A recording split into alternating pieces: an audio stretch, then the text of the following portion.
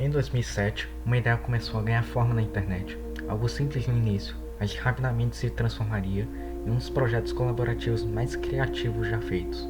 A Fundação SCP é um conceito de ficção baseado em uma organização secreta responsável por conter entidades, objetos e fenômenos anômalos.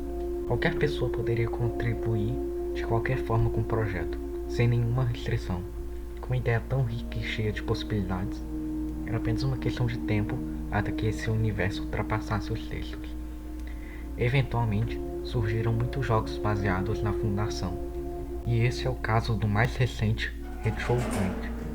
No Roblox, um grupo independente produziu um jogo baseado em Secret Laboratory, com mecânicas inspiradas de Contain Breach, com estilo retrô e grande quantidade de detalhes. Mas diferente de só recriar o universo, o jogo transforma tudo isso em uma experiência multiplayer, caótica e estratégica, onde cada jogador assume um papel específico dentro desse conflito, com diferentes habilidades e acesso a um arsenal variado de armas. Os jogadores são divididos em múltiplas facções com interesses distintos, sendo agrupados em 3 grupos principais: a Fundação, a Contra-Fundação e as Anomalias. Todas elas são jogadas em pontos pré-definidos no gigantesco mapa. As partidas seguem um padrão bem definido. Elas começam com os membros da classe D e funcionários da Fundação tendo que escapar, enquanto o Departamento de Segurança tem o papel de ajudar os funcionários e matar o máximo de classe Ds possível.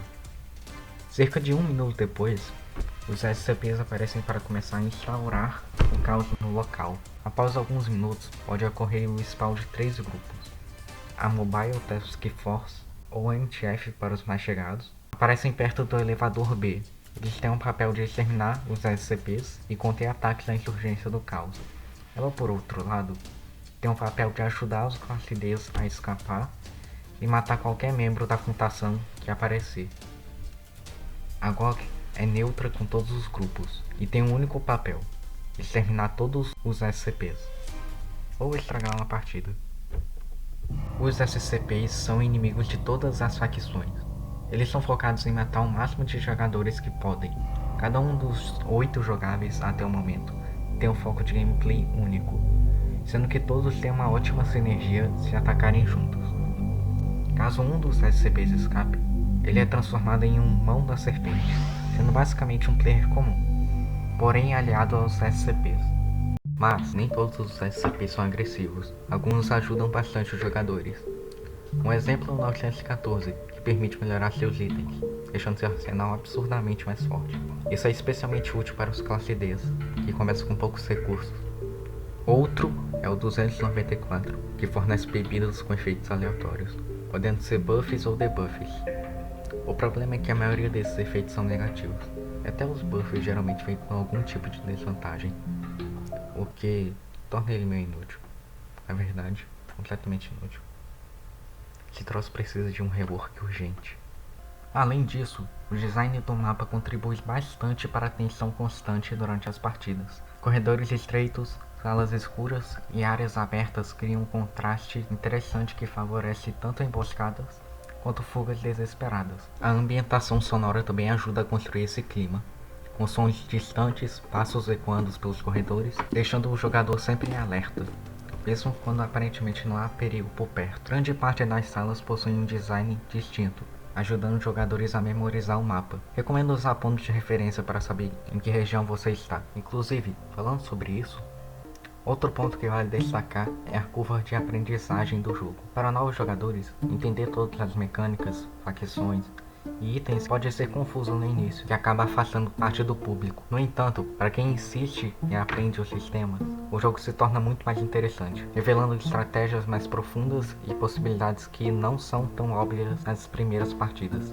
Fechando o sistema, o combate gira em torno de uma boa variedade de armas, divididas entre primárias e secundárias. As primárias dominam o combate, mas sofrem com um balanceamento inconsistente. Umas eliminam em segundos, enquanto outras parecem inúteis. Já as secundárias funcionam mais como apoio, servindo para emergências ou até conseguir algo melhor. Além disso, existem itens de cura e cartões de acesso espalhados pelo mapa, que liberam novas áreas e adicionam uma camada estratégica às partidas. inclusive permitindo ativar a ogiva nuclear.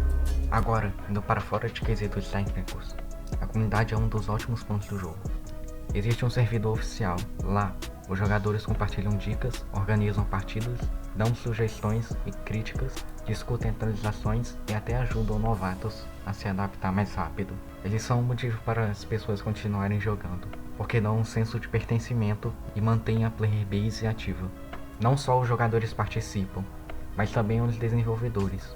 Eles recebem feedback da comunidade, interagem e, de vez em quando, incorporam sugestões. Além do Discord, também existe um subreddit não oficial. No entanto, ele ainda possui poucos membros e, consequentemente, menos interação. Sinceramente, Retro Breach é um bom jogo. Ele tem uma estética agradável, é leve, recebe updates frequentes, além de, claro, ser divertido. Mas tudo isso vem acompanhado de problemas que são difíceis de ignorar. O jogo é extremamente bugado. Não é exagero dizer que a cada 2 partidas, pelo menos uma vai ser prejudicada por algum erro. Além disso, o ritmo é inconsistente. Ou você passa minutos andando por corredores vazios sem acontecer nada, ou morre instantaneamente assim que encontra com um SCP. E se a sua mira não for boa, a experiência piora ainda mais, te prendendo em lobbies por tempo demais. Outro ponto complicado é a monetização. O jogo tem uma quantidade desnecessária de skins e grande parte delas não mudam quase nada ou são feias.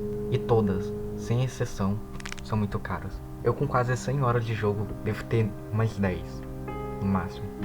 Aliás, curiosamente as únicas skins interessantes são pagas com Robux. Coincidência, né? O jogo tem sim eventos frequentes, mas geralmente eles só adicionam mais uma gamepad de skin e não mudam absolutamente nada no gameplay. Mais frustrante é que o jogo claramente tem potencial, mas os devs estão focando mais na monetização do que realmente adicionar conteúdo. Os SCPs jogáveis são bons, mas alguns precisam urgentemente serem modificados. Inclusive, só 8 é um número ridículo. O universo da Fundação é absurdamente rico e a quantidade de SCPs deveria ser absurdamente maior. 999 para curar os jogadores, o 682 com um tanque, o 1048 para stealth, 4666 para evento de Natal. As possibilidades são infinitas, mas eles simplesmente não querem adicionar. No fim, Retro Breach ainda vale a pena. Principalmente se você tiver tempo livre e já tiver alguma habilidade com FPS. Dá pra se divertir, mas é impossível ignorar que ele ainda está cheio de problemas e decisões questionáveis. Espero que com o tempo os desenvolvedores finalmente caiam na realidade que esse jogo precisa de ajuda, ou continuar no caminho mais fácil.